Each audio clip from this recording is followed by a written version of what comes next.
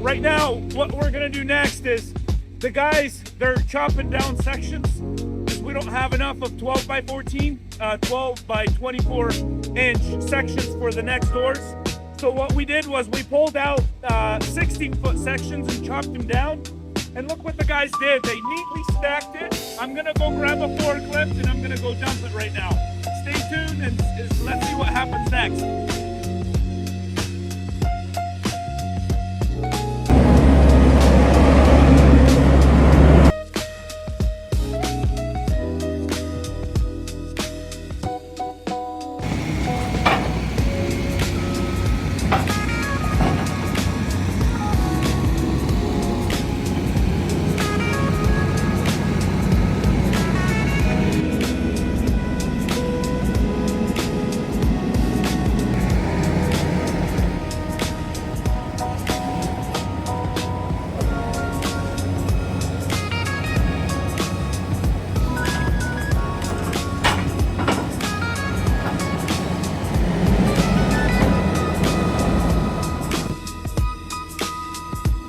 And that's how you keep a clean job site.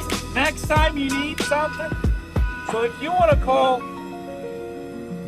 if you think about the future and you look at how contractors act, how they dress, if they're nice and clean, if they clean their job sites, that's who you want to work with. You don't want to work with guys that never clean their trucks, that never clean their trailers, that have this bad character, or they are overall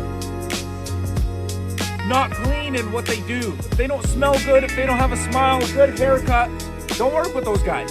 Work with the ones that are hungry, that have a vision, that want to get stuff done, and that keep your job site clean.